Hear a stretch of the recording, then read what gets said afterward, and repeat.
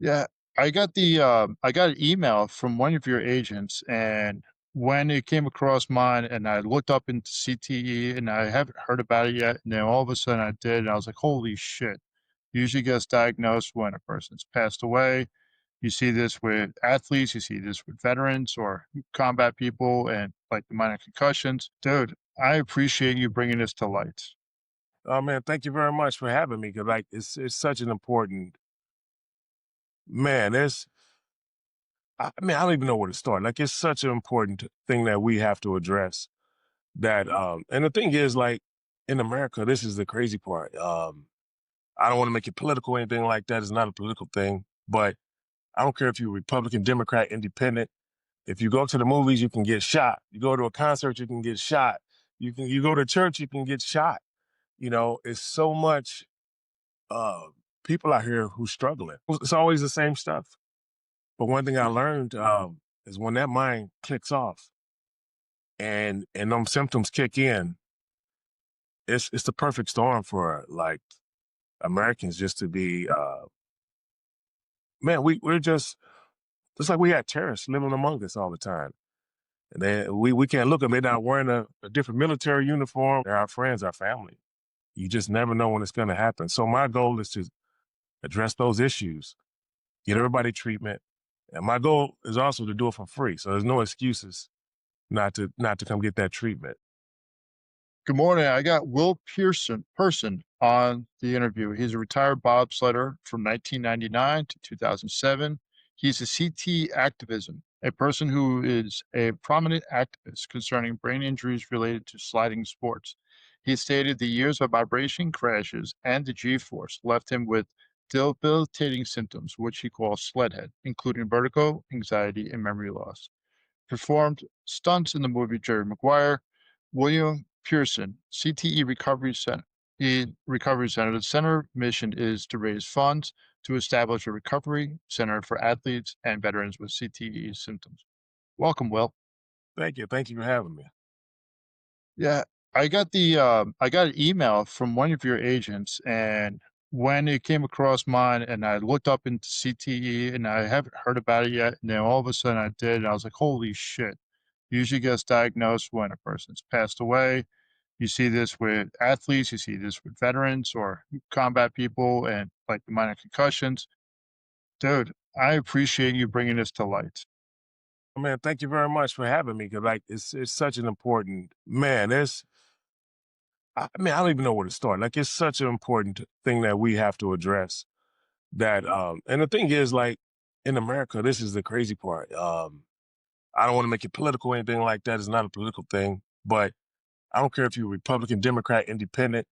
If you go to the movies, you can get shot. You go to a concert, you can get shot. You go to church, you can get shot. It's so much uh, people out here who's struggling. And some of my research, I found out as a 60% of people in prisons have had head injuries that weren't treated.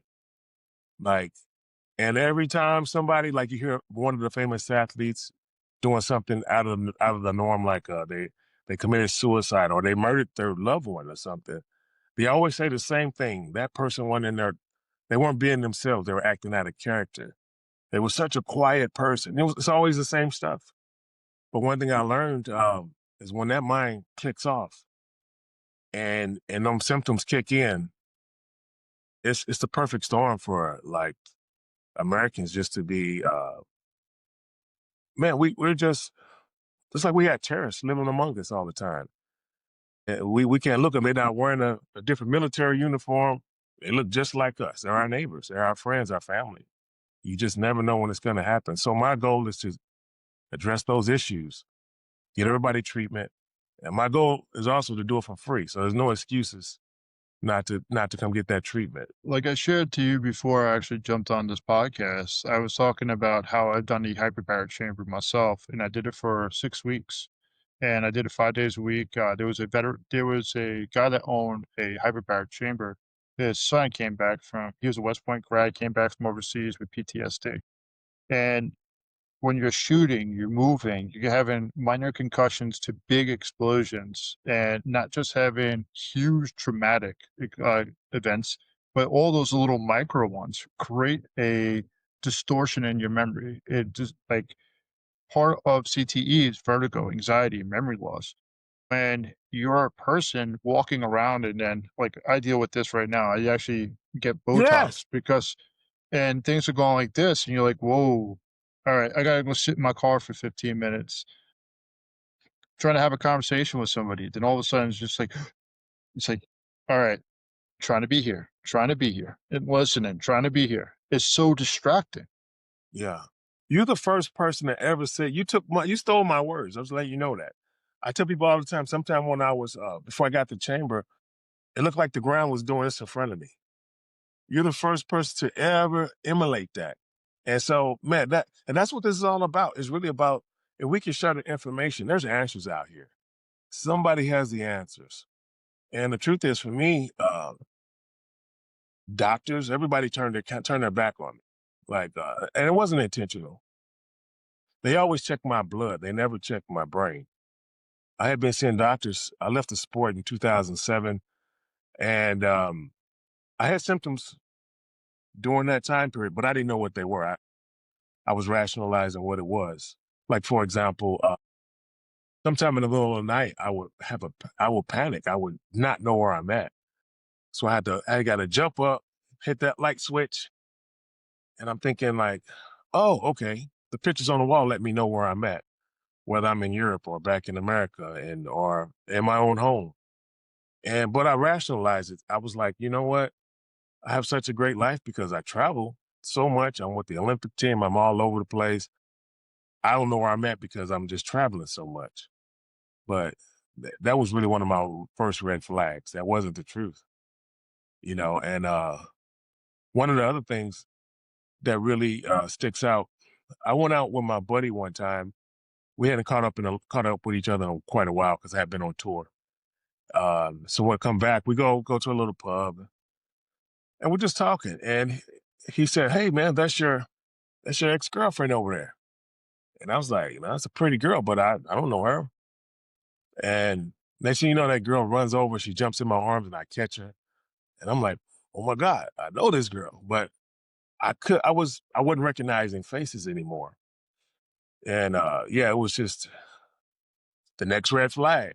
But as an athlete, like what you know about me about the book you had mentioned earlier, most athletes think they're God's gift to women. And the ladies just love us. They put us on this pedestal. And but the truth was, I wasn't recognizing familiar faces. And I just rationalized it like, oh, the ladies love me. No, I was struggling. I just didn't know it. So it was a bunch of little red flags like, The thing is with these red flags, sometimes we don't humanize it. And actually being a dude, like you're 6'1", I read in your bio, I'm 6'2", and trying to be this strong epitome of a man, or what we were taught what men were. We're taught always to ask for help, or hey, I'm actually dealing with this, or saying, hey, you know what? Yeah, that's a pretty girl, but I don't recognize her. Your buddy's looking at you. It's like, are you crazy right now, or are you just off? But how many times have we been asked to say, hey, for instance, Will, how you feeling, bud? Like, you don't remember her? Is something okay? How many times have we been able to ask a friend of ours or have a friend of us ask us? Because when we start, like, I can remember people's face, I can remember the whole party of them, like, but I don't remember their names. I'm name blind most of the time. And when but you can just like, "Okay, cool. This is what we're dealing with. This is what's going on. I can't say anything because if I say something, they're gonna take me off the team. They're gonna actually take away my money. They're gonna take away my situation." And then on top of it, am I a coward for even throwing it out there? Because is this just an excuse or is everything gonna go back to the way it was? yeah, yeah, absolutely. And actually, I remember one time we took some of the fighter pilots down, the F-15 fighter jet guys, and they pull the same G forces as the bobsleds, like the same, because they do those bank turns with the planes. That's the same thing that we do, and that's where we get our biggest amount of G forces come from those turns.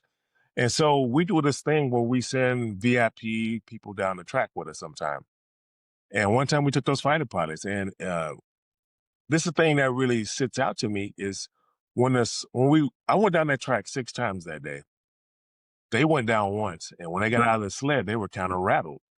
And I was like, come on, man, you guys, U.S. military, there's no way in the world you guys are rattled.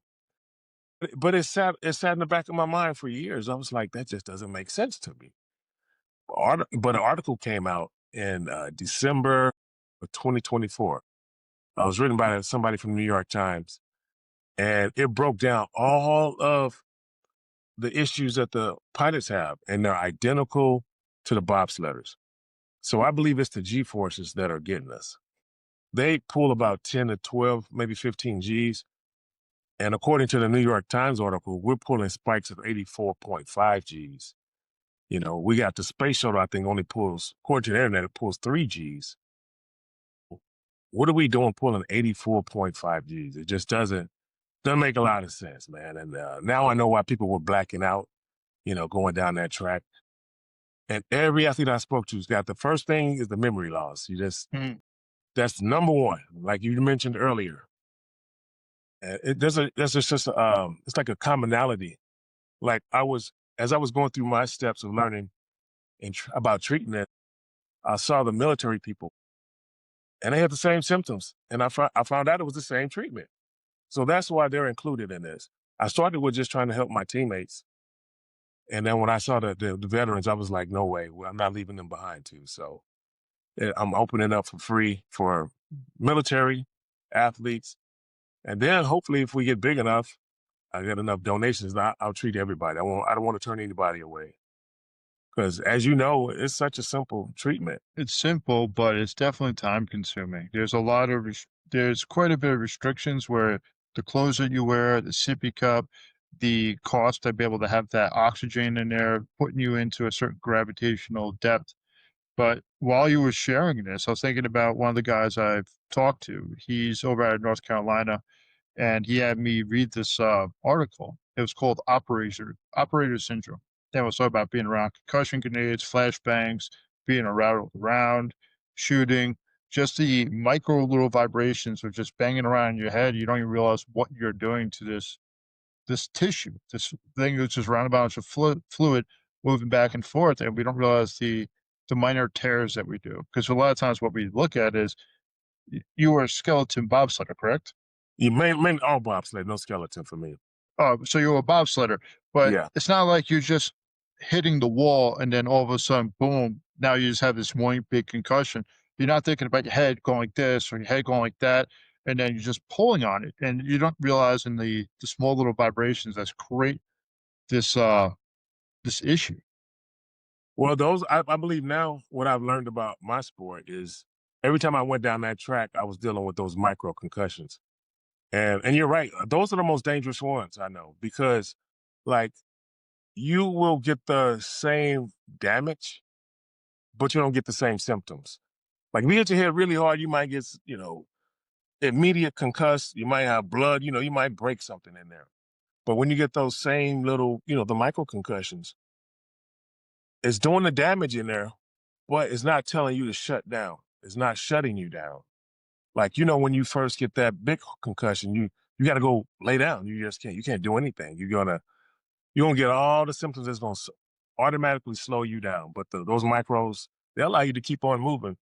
It's like getting shot and you just put a Band-Aid on it and just keep on doing what you're doing. Like eventually that thing's gonna get soiled and that blood's gonna start to come out and you're gonna start to get infection. You're gonna, yeah, but that's really what it is.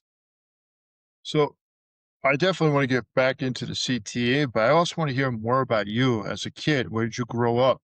So we can really humanize you and actually hear Yeah. more about your story.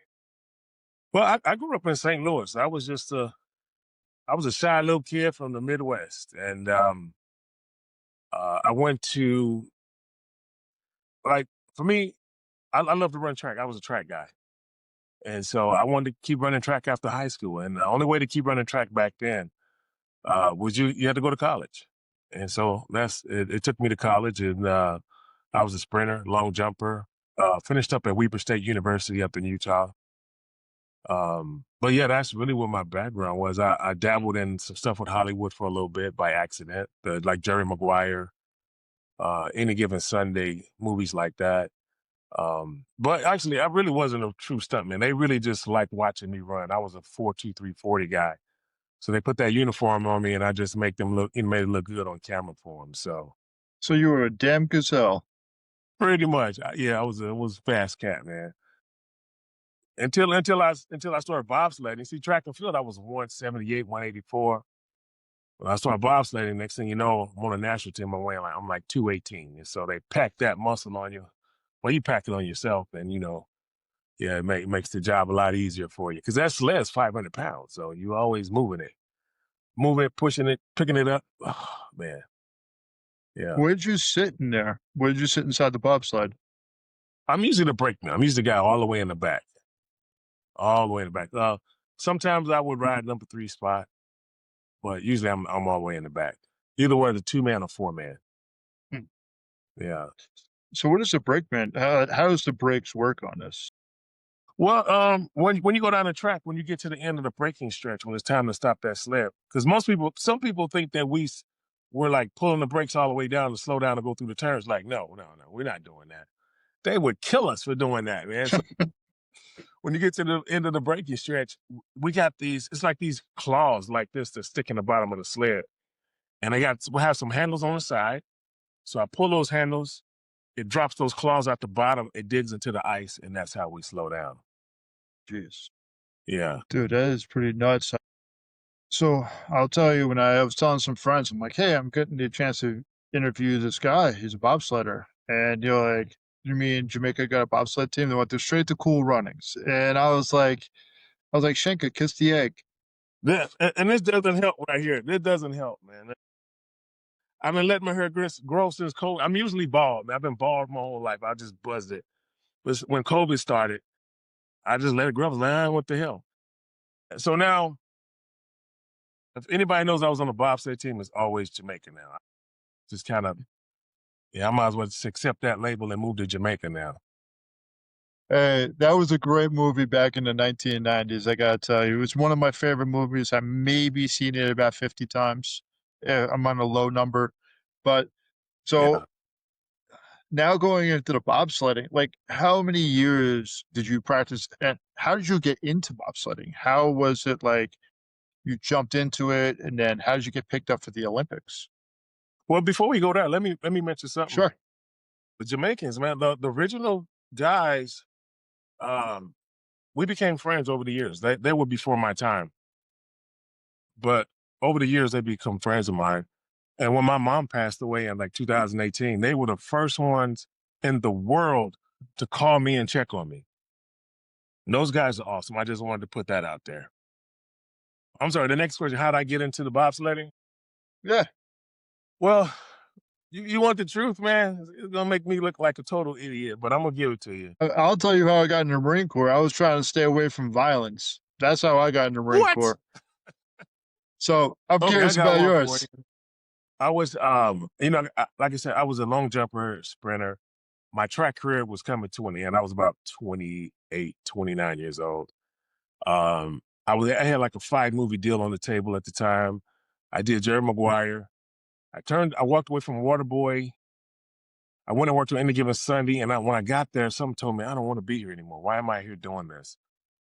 Um, and so I left and I went back to Utah and opened up a youth treatment facility. So mental health is actually my background. Like I cut my teeth at this place in San Joaquin County. It's in Stockton, California. It's the first mental health facility west of the Mississippi River. So I had people from depression to the criminally insane in there. So I cut my teeth. Mental health is my background. That's just what I love to do. And so I went back, opened this place up. I wrote the first ever transitional housing. It was a transitional housing independent living program for adolescents, teenagers. It was it was something that was needed. So I opened it. We were doing very well.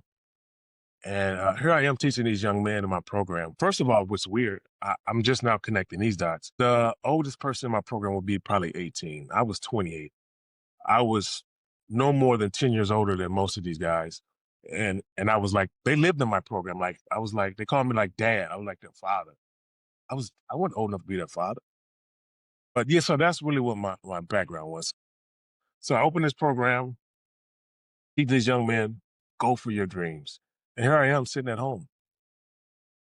Not competing anymore, not doing the movies anymore, not doing any modeling anymore. I'm just running this program. And I said, you know what? After my second year on Team USA, I went full time. We closed our doors, and I said I'll reopen later. And then that was 7 years later. I was still racing, but during that time period, these guys, it was NBC had a TV show called Go for the Gold, and they called and they wanted me to come try out. And I remember that Wild World of Sports agony of defeat, the bobsled crashes, the ski jumper guy getting all mangled up. And I was like, no. But then I started thinking, I said, well, you know what? Maybe it's going to be televised. Maybe I'll pick up a track sponsor for my last year or so. So I went for this tryout. And there was probably, I don't know how many people were there, maybe 100 people or something. But they had this treadmill. And what they do, they take it and they put it like on a high elevation. So it's steep. And they had a computer hooked to it. And they got a bobsled handles going across the thing. So I'm holding these handles. And what they do, they punch in 10 miles an hour on this computer. And the faster and more pressure I apply to it, the quicker I get to that 10 miles an hour. And they time it. So I watched the first 30 people go through, and nobody knows what they're doing. We were just, it's foreign to all of us. So when it was my turn, um, I got on this thing, and these hot lights were on me from NBC. And I started my little journey. And when I finished, this guy's eyes was like this big. So I knew I did really good or really bad. I didn't know which one. So he put his arm around me and he said, hey, if I offer you 50 grand for the next 3 months, would you race on my team? Now, I owned a treatment facility at the time. I'm a businessman. So I give him the business answer. I was like, well, if it's a fair price, yeah. If not, we can renegotiate later. But in the back of my head, I was like, 50 grand for 3 months? Sign me up. Money taken. So come to find out, he didn't have sponsors. He didn't have the money. And let me see, that was a Wednesday. I went to the track on a Sunday and pushed for the first time. And I switched teams like 2 days later and raced in America's Cup and won a medal. So NBC ran this story. And so now I had this new life, and it was quick. And it was like almost immediate. And it was different, different than track. And it was fun, I got the chance to represent my country. Like, people always ask me, were you in the military? Like, no, I represent the country in a different way. Like, I didn't do the military. I went. But that's what it was about, really representing our country. And I just love that part of it. But that's how I got into it. I got tricked. I had no idea. Matter of fact, if you see that sled that I started in, back then NASCAR built our bobsleds, and a guy named Jeff Bodine. But if you saw the sled that I was sliding with that first guy in, do you remember that old car? It was like a AMC Pacer, had like a little bubble on it. It was like a spaceship kind of. Our sled was shaped like that. Even the girls beat us to the bottom of the hill. That thing was so bad. So there was no chance in heck we was gonna win anything. So, but yeah, that's how I got started. I got tricked. That's the truth. Well, I wanted to actually commend you about helping out the younger kids, the adolescents. Over here, we have this program. It's called Tumbleweeds.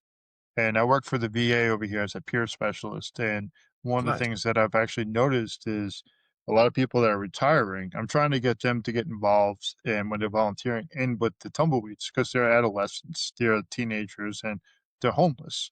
And they're actually left to their own devices. And if most that I've learned is that when we don't have those like the people that are in our life intentionally, the ones that are actually giving us voice to be able to recognize us, we turn to like substances, violence, anger, and we are pretty much like a baby cooing to be seen.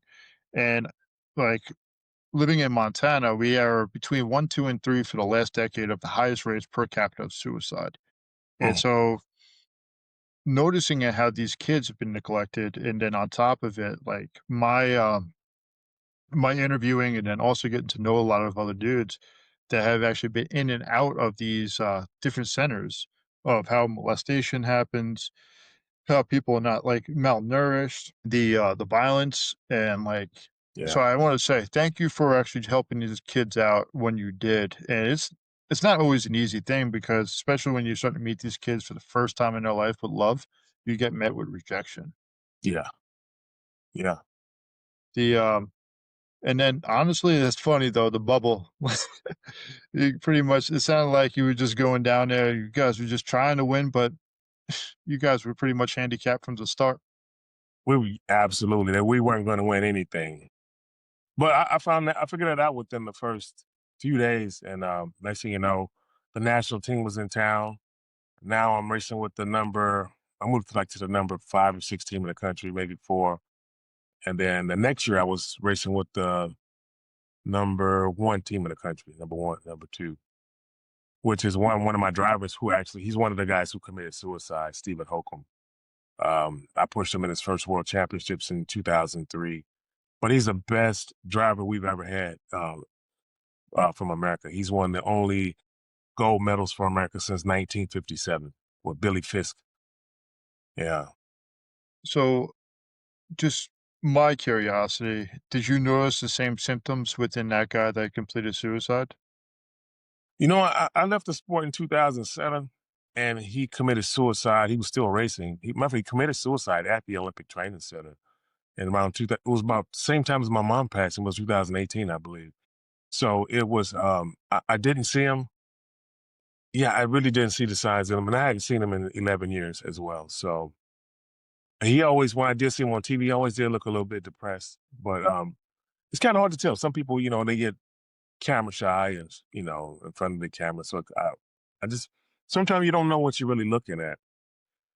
But the truth is, like, I didn't even know what was wrong with me. Like, my symptoms when they kicked in at its worst, I thought I was becoming diabetic because, like, I couldn't get out of bed. And so every night before I went to bed, I would give me a thermos of coffee or a bottle of Coca-Cola, bottle of Mountain Dew. Something had to be on my nightstand, or I wasn't going to wake up until maybe 3 o'clock p.m. the next day. I couldn't get out of that bed. So I thought I had low blood sugar. So I thought I was diabetic. So for many years, I was seeing doctors saying, "Doc, I think I'm diabetic. Can you?" And they kept checking my blood. Like, no, you're not. And that made sense because I've always been a clean eater.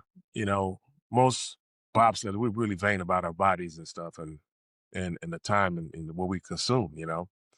But yeah, I just didn't know. And there was some points where it got so bad, like I took my mattress out of my bedroom, off the bed, I threw it in the floor in my living room, and when I just laid there. I can crawl to the bathroom if I can get there. Sometimes I had a jar close by because if I knew I wasn't gonna be able to get up, as gross as that may be, I was crawling to the kitchen, crawling to the front door, man.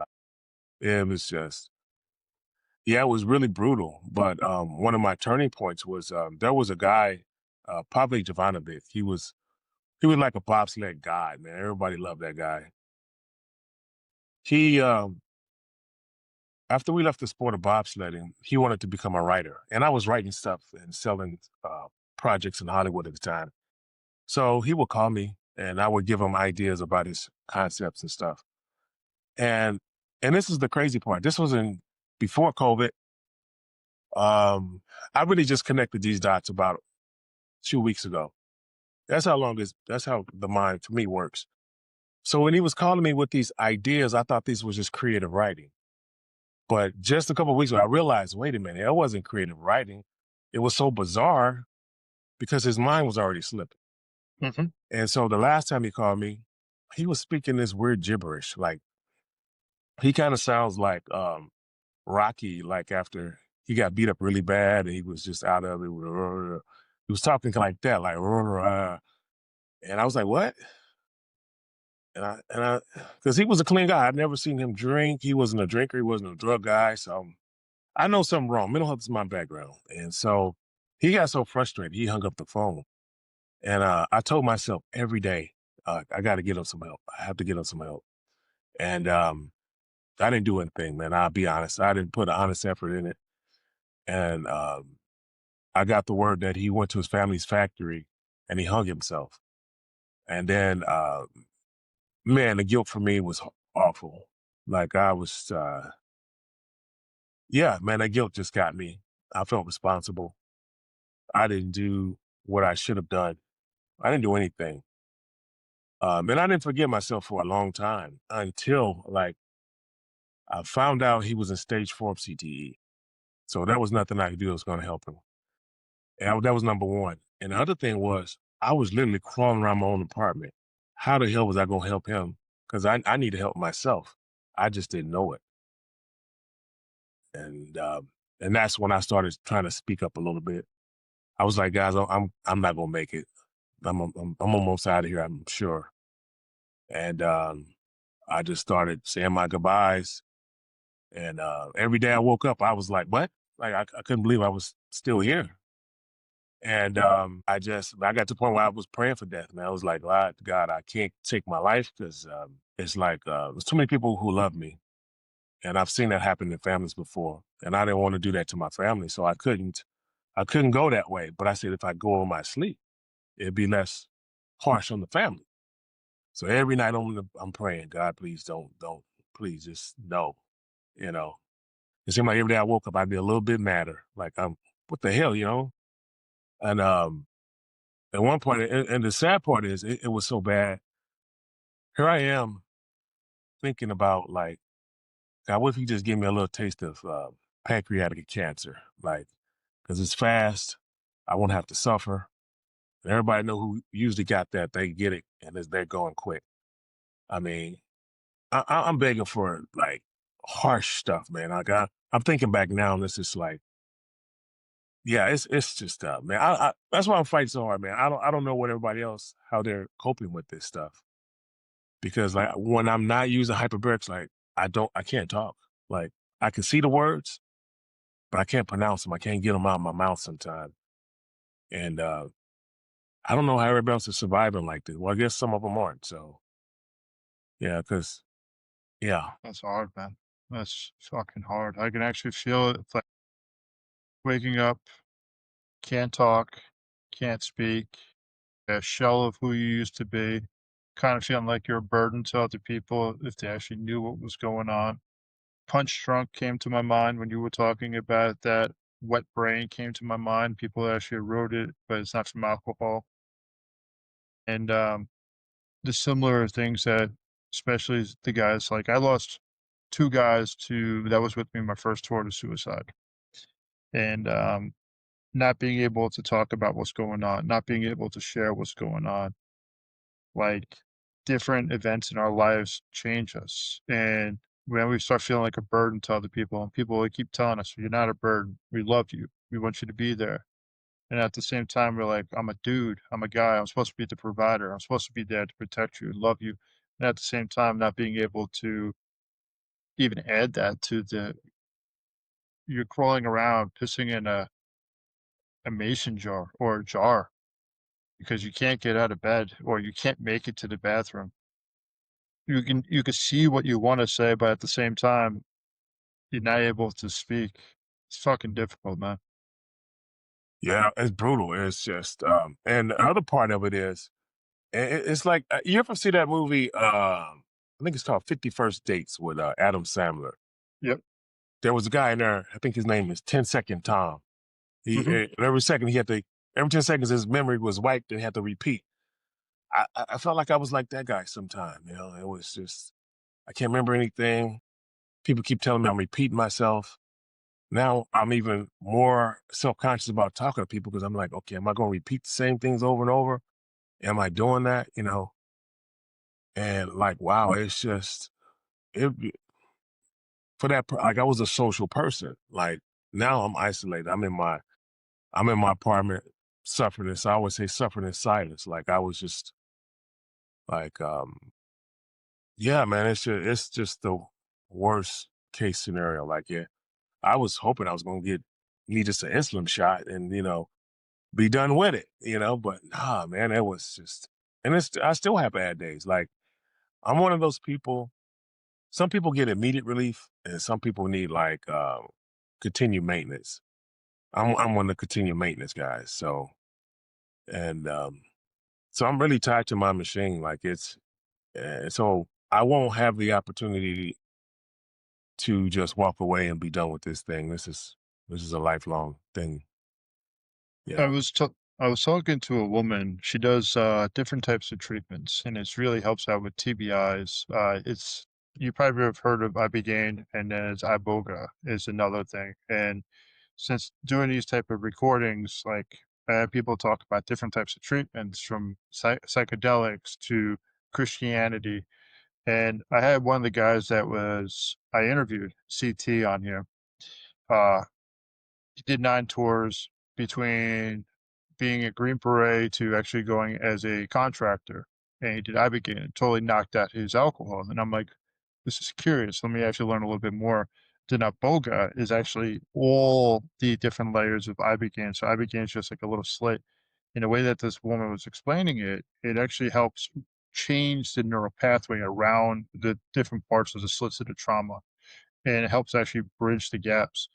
But I've actually shared with you, I've actually done this for 6 weeks, and one of the things I realized, I don't know if it made me smarter or what it did, but sitting in there for an hour, going 15 minutes down, 15 minutes up, and then being in there for an hour, it really helped me be able to articulate. It gave me the courage to be able to work on my mental health, and it was just jacked up for so long, and, I remember when I was there, I almost completed suicide not too long after that too. That was my first attempt, and I just felt like a waste of flesh, and it just feeling bogged down. And the only reason I bring up Iboga or Ibogaine is if you ever get a chance to look into it, investigate it. I'm not promoting it. I'm just saying that it's something that people are doing, and they're actually checking it out for TBIs and other concussions. But yeah, the the humility of actually like before my dad passed, he was in a hospital bed, and he had cancer. He had I think it was colon cancer what actually killed him.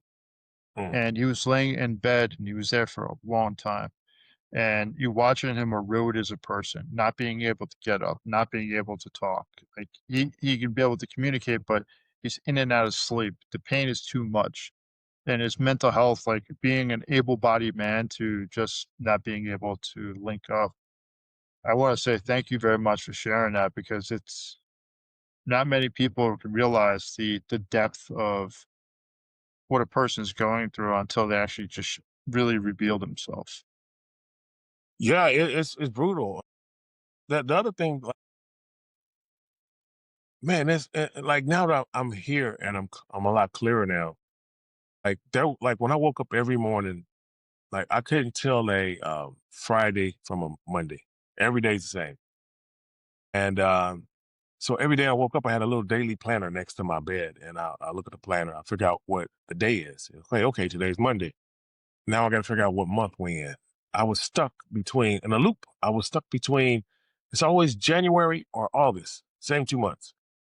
So every day I think it's the same 2 months. So every day I get up, I know better. So I look at that calendar, just figure it out. But that was my daily routine. And then once I do that, I'll go to my living room, or if I was in the living room, I had these 8 foot scrolls on the wall, and I had writings just all over that thing, like appointments, just whatever, just to keep my mind. I was really so instead of me really crumbling, I was addressing each issue. Like, can't remember this? Okay, I'm gonna write that on the wall. I don't know the dates. I'm gonna check that in the morning. Can't get out of bed. I'm gonna caffeine it up. So it was really my way to self-medicating. Was trying to figure it out because these doctors, they got to be lying to me. I gotta have diabetes. Why are they lying to me? Like, why are their tests off? That's what my whole thinking was for 10 years. And so just to know now what it is, and to now I can look back and see the red flags. I'm like, oh, okay, yeah, this all makes sense now. But it took for my last friend to die. I've lost. I know about 4 American bobsledder suicides. But once I started talking, people were reaching out to me because I was fighting for medical care for everybody. in court. And so people were reaching out, yeah, telling me, hey, yeah, I try to commit suicide too. It was so many. And I was like, whoa, that many?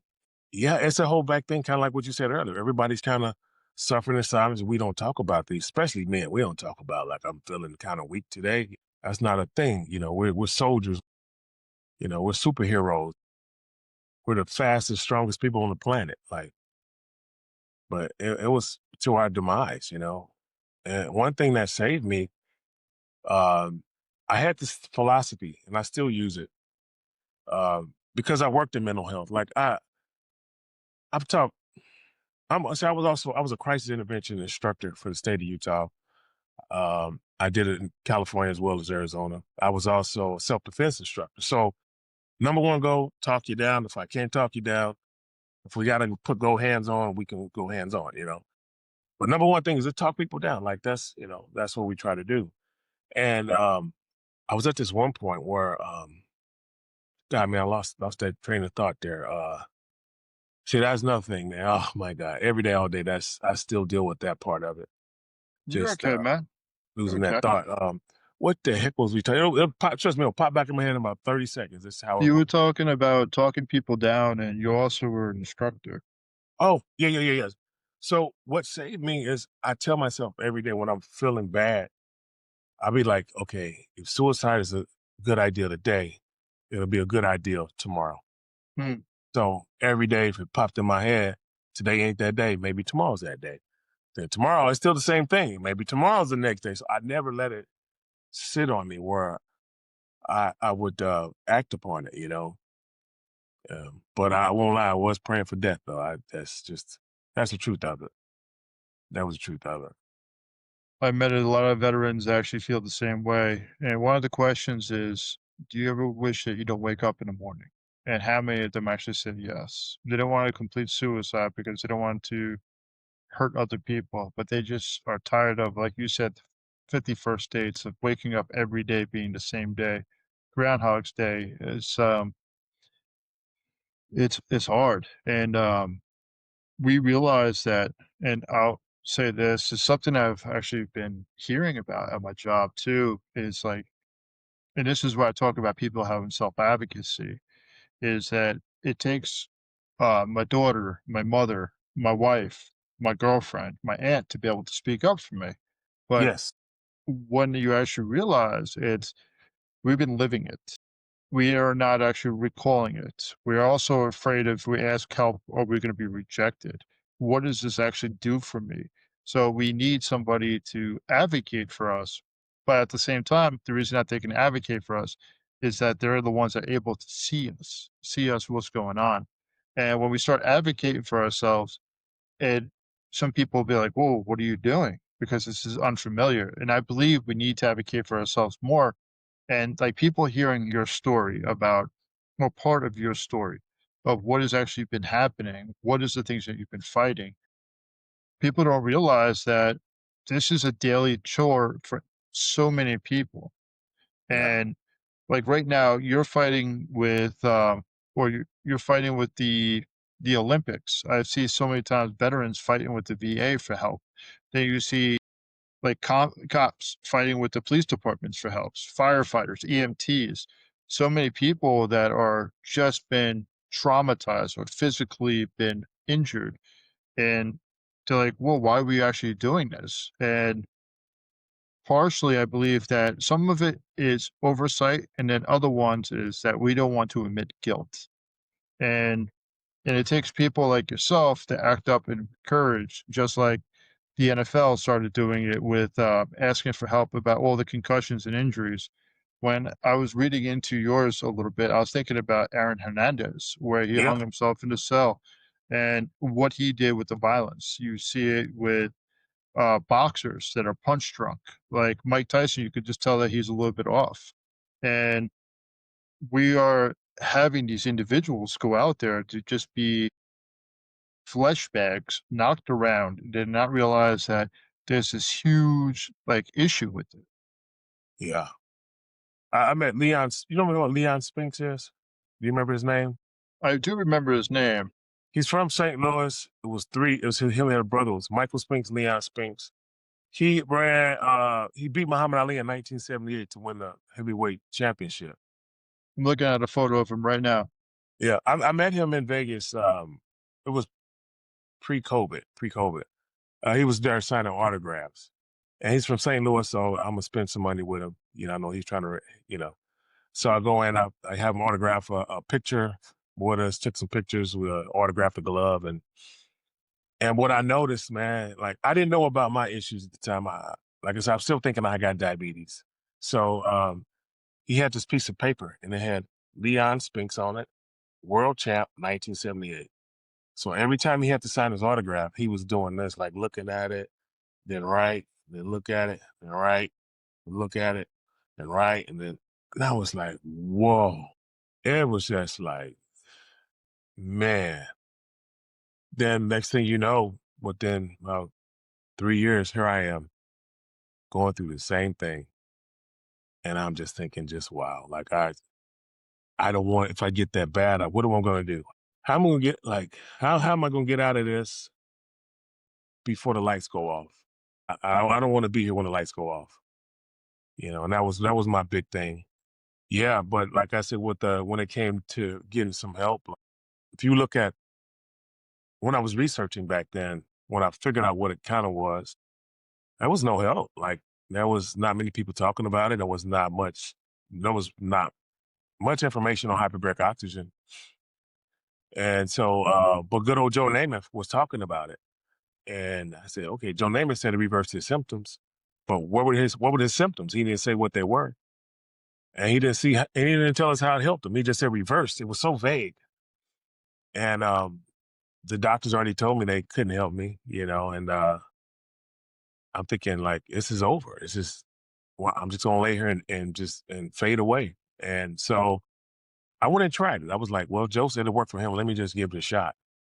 And the crazy part, I tried it, and man, I was in that thing for 1 hour, and I came out. My world changed, man. I came out, and the sky was blue. I could see colors like extreme. They were vivid, and I didn't need my glasses are tinted because my eyes are sensitive to light. I'm sensitive to smells and sounds, loud noises. So I'm like putting these glasses, take them on, taking them off, and then the salesman is like, what's wrong? I was like, I feel like I don't need my glasses right now. And he's like, oh, you one of those? And I was like, okay, he's gonna sell me some stuff. But here we go. Let the games begin. That's what I'm thinking. But he was right. Some people get that immediate relief, and then some people need like 40, 50 sessions within 30 days. Uh, I remember, you want the PG-13 answer, or you want the truth?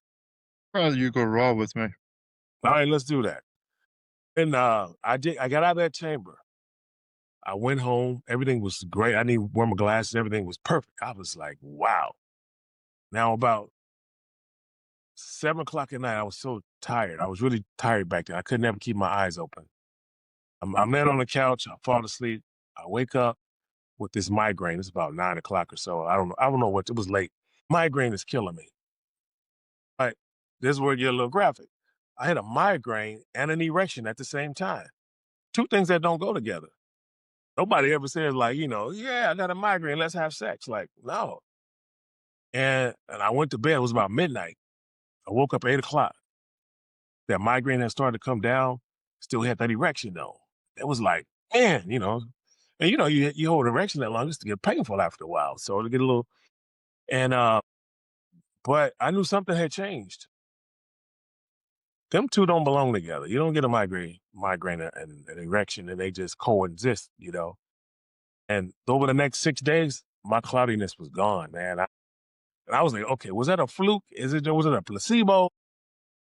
And people let me come back and try it again. They're not charging me either. They're not charging me for this. So I go back in. And the next time I'm clear for 9 days.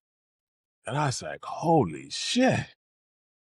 Now I got life, man. Now I'm breathing again. I'm smiling. And but problem came up. I got this machine that we know works now. Like it was no fluke. Now I need $20,000 to get this machine that I want. I just bought a lake house the month or two before. Like, where am I gonna get that money from? You know, it was now I got a problem. So it's just like I always say, if I thought I was diabetic, if I really was, and I needed insulin, but now I don't have money to pay for the insulin. So my dad stepped in after he started to see me start to kind of decline again. When my girlfriend went on the phone, which I didn't know. I woke up one morning, had an extra 20 grand in my account, and I went and got the machine. And by matter of fact, by the time the machine showed up, it took about 2 months or a month or something like that. I was so cloudy again. I was like I had never had a treatment before. But I didn't really panic because I knew what it was going to do for me. And so I have one in my house now. So I started out with doing like 5 days a week. And as long as I'm doing it consistently, now I'll drop down to maybe three. But my problem is if I go 3 to 5 weeks without it, oh man, I'm right back at the cloudiness. Can't get the words out. And it's just like life at that point, you just get miserable all over again. So yeah, so I'm tied to the machine, man. And it's just I used to have such a bad attitude about it. I get so frustrated. But because it becomes a chore after a while, you know, you like, okay. But there was this gentleman, he lived inside of an iron lung for 57 years. Only his head stuck out. Mhm. His iron lung is shaped just like my chamber. But he stayed in that thing for 50. And after he had such a good attitude after that, I always told myself, gotta get in that machine and just enjoy what you can. Like, no more complaining. So I stopped complaining, man. And here I am now just trying to go back and pay it forward, man. You know, help the next people dealing with it. 'Cause there's too many people dealing with it. And for the treatment to be such a simple thing, you know, either it's gonna work for you or it's not, but you gonna know. You don't know until you try, and then when you start talking about that treatment, the treatment helping you out, you know how many people are so like, "Hey, I don't wanna be on medicine. I don't want this. I don't wanna do that. I wanna be able to do this by myself." And at the same time, it's like, "Can I actually do this by myself? I do need this little bit of extra help." That treatment was able to save your life. It was able to allow you to be able to have this type of conversation. Like, one of the things that, the person that's helping you with the interviews, she was like, "Hey, I need you to send me the email too. I need you to be able to help me out because I wanna be able to help out Will." And I've been learning it's okay to ask people for help. It's okay to start to trust people, and I give it to you, man. The other thing I was thinking about too while you were sharing is, so over at our VA, they also have a MMU, which is a medical mobile unit. It's like a, trying to think about how to say it. It's a huge RV that has a transcranial magnetic stimulation, and it's absolutely wonderful what it does. It really helps out a lot of people with severe mental, major depressive disorder, and it helps out certain people. Like, Hmm. it's one third, you get really great results. The other ones, they like you feel about the same. But technology has been changing, and on top of it, how we've been using this different technology to help out. The thing I'm thinking about right now, when I was actually in there for my PTSD, there was this little girl and her father would get into. They had 4 different beds in there, like for the chambers, and this guy's trying to remember what his daughter had, but she had an illness, and his father would hold her, and she was a little girl, and he would hold her on his chest so that she would be able to get the treatment that she needed, so she was able to have somewhat of a healthy life. And I'm grateful that they have these type of treatments out there, and I'm really looking forward to people like for you to be able to help out other people. Where do people find you at, and where do they find like the donations for this? Well, I have a GoFundMe going right now. And you can find me on most of my social media. My name is simple as William and Person, like everyone's a person. And most of my social media, I've been changing the name to One Man with a Chamber.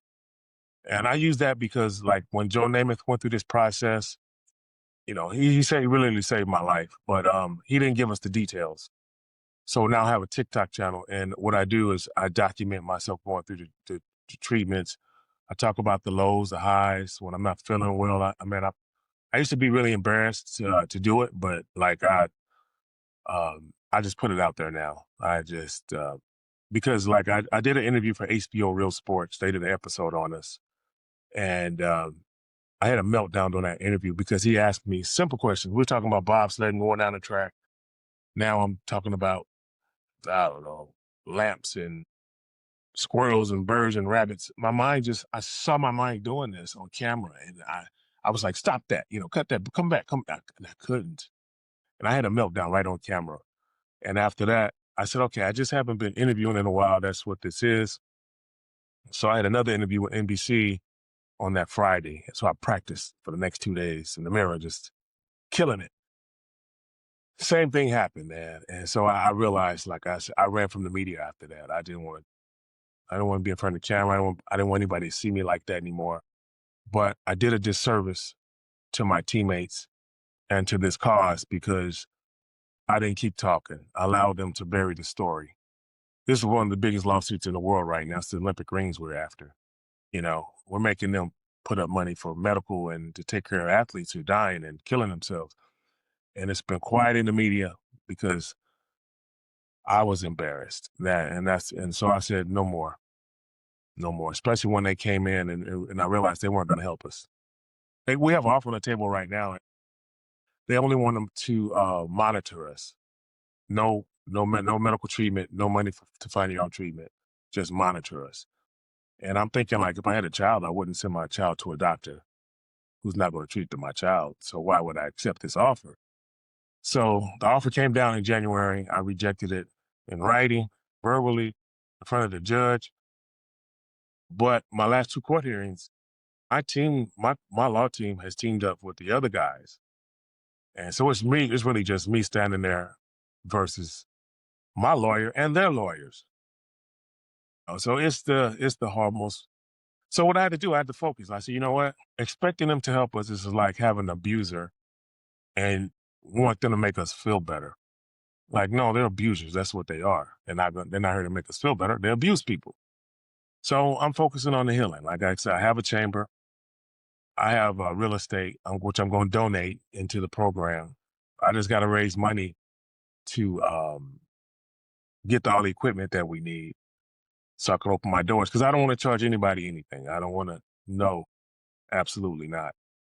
And people ask me, okay, well, you can make a lot of money. I said, I can. But why would I? These are the same people, like, somebody helped me, they let me do it for free.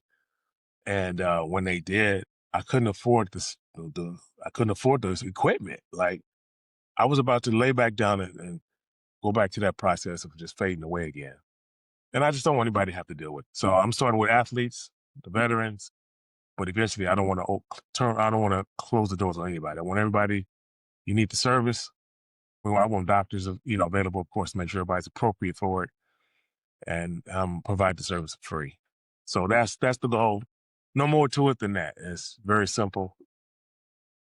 Yeah. Yeah, I feel bad that your lawyer is actually turned with the Olympic team. That's more abandonment right there. That's some shit. Yeah. Has he, I guess your lawyer actually left your side and you're done with them or them? Yeah.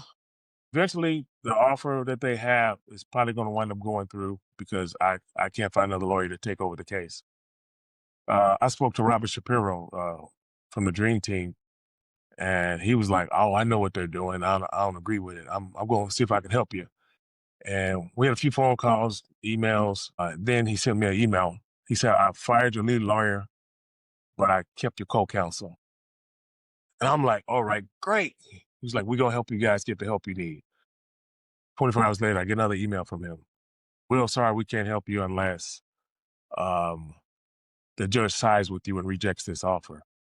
I said, "Well, if you're my lawyer, the judge won't even get to hear this offer. It shouldn't be going to the judge anyway, because only I can accept or reject offers. I'm the lead plaintiff." But he just kind of vanished on me. And so we went to court. I stepped up. I spoke directly to the judge. He sided with me, but no lawyer will come back and help. So I'm at that point now. I'm gonna have to sign off on it, not because it's a good idea. It's a bad idea. It's an awful idea. It's not going to help anybody. Well, it's a waste of money coming from the insurance company, and it's going to be a waste of money not helping people who needs it.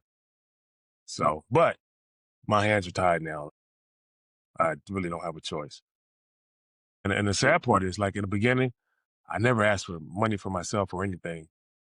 I didn't think I'd be alive to see the end of the case because I was so bad off. So I'd always told them the same thing: just take care of my guys, take care of my guys.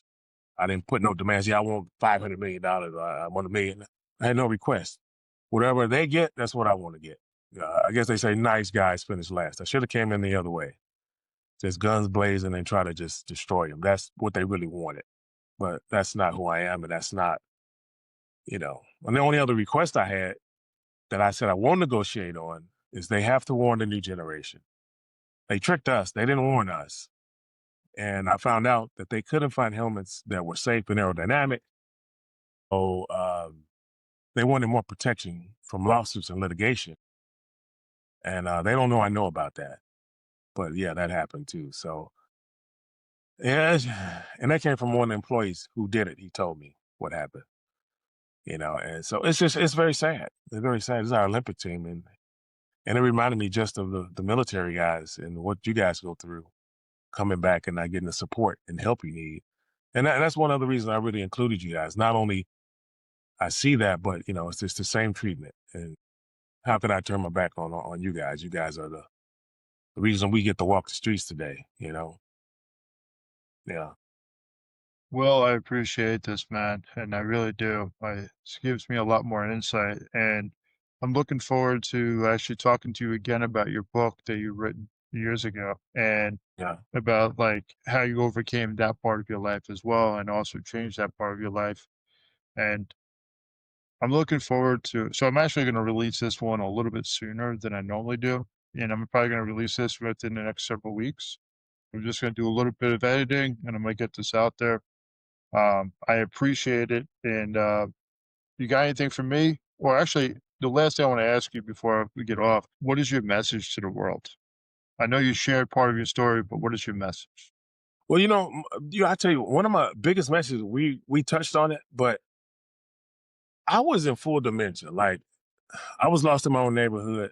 I was cute, confused, clouded for some years. I was gone, man. And so the research behind that with dementia and Alzheimer's, I was told there's studies out there, and they said that hyperbaric helps that stuff. But I wanted to kind of see more of that stuff going on because I was gone, man. Like, there's not a doctor who can tell me I wasn't in dementia. I was there. And if it brought me back, like, matter of fact, if you look at some of my I made a video on my way back from St. Louis about a month ago. I could barely get the words out, I could barely speak. And so I just want to see our elderly maybe get an opportunity to try some of this stuff because the studies are there. And they said that when I spoke to people who actually make the change, they told me I'm right. So I just want to see the elderly get help too. Like, it's just, I know where I was at, man. Like, I was gone, man. There's just no more to it than that. So I just want to see everybody get some help. I Yeah. appreciate that, Will. I'm looking forward to Yeah. people getting help too, man. And I hope this message reaches a lot of people. Hey, Will, I Yeah. appreciate you, dude. Yeah. Plus, how you people, like, we're just saving lives. So please have them, make a donation to the crowdfunding. It's very simple. Like, it's set up to do it. Like, one thing we wanted to, I have the lake house. I thought about doing it there. I have 3 bedroom, 2 bath. That means I can probably treat only 2 people, at a time. But I have a place in St. Louis that I want to purchase for my dad. So that's a bigger tab on that one. It's going to cost more to build that place out. So the price tag on the GoFundMe is like 400, 500,000. But the truth is, we really only need about 60 to 70 to really get started to get all the equipment that we need. And once the equipment comes, I'm opening the doors up and people can come get that treatment. Yeah, guys, please share. If you can't share, if you can't make a donation, just please share your podcast. Get people talking about it because it's going to benefit your loved ones. Appreciate this, Will. I'm looking forward to actually getting this out. So I appreciate you too, man.